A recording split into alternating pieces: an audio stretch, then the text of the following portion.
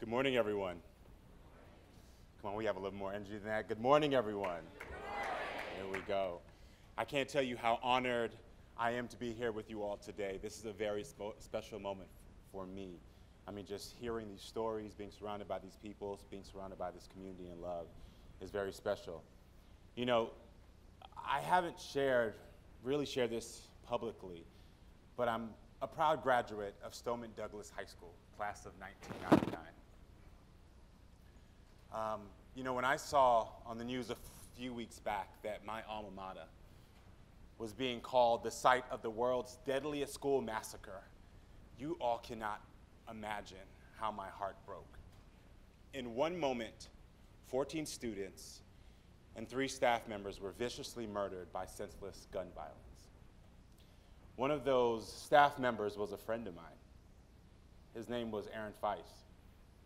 He was killed that day shielding students from gunfire. I don't think many people realize this or know this, but like me, Aaron too was a graduate of Douglas.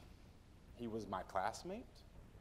I rooted for him when he played football and cheered him on as we graduated on the same day, same year.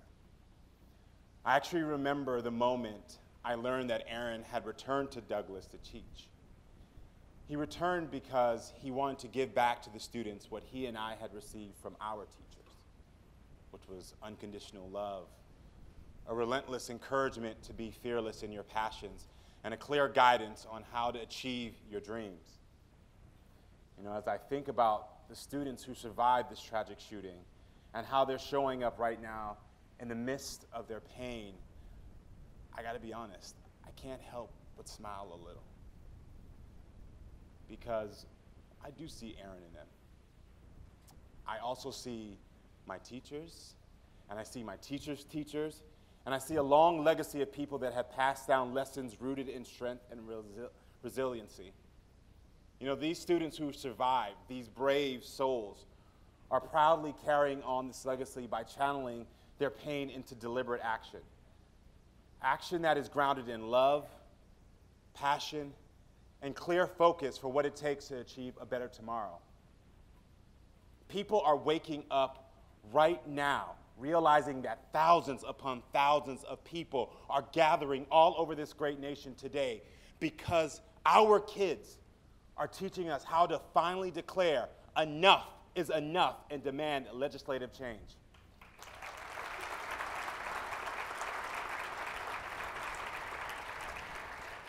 Today is a day we send a clear message that we are not against your rights. We are for our children and our families, and you should be too.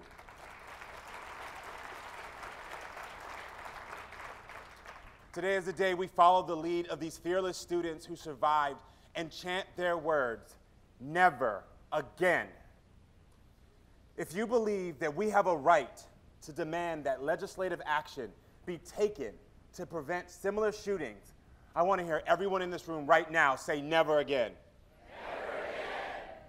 If you believe that no child deserves to die at the hands of a person pointing a gun at their innocent young faces, please let me hear you say never again.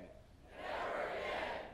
If you believe that in the wake of the tragedy like Pulse, we as LGBTQI people must stand up like never before, let me hear you say never again. Never again. If you believe that the lives lost from gun violence in Columbine, Sandy Hook, Pulse, and now my school, Douglas, were not in vain, let me hear you say never again. Never again.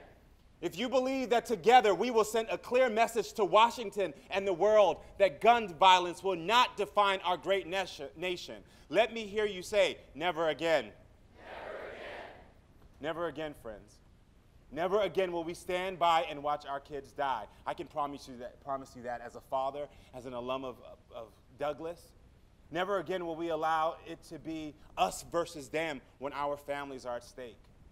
Never again will we just assume our elected officials will do what is right without us continuously holding them accountable. Never again, friends, never again. It is up to us today to march and say never again.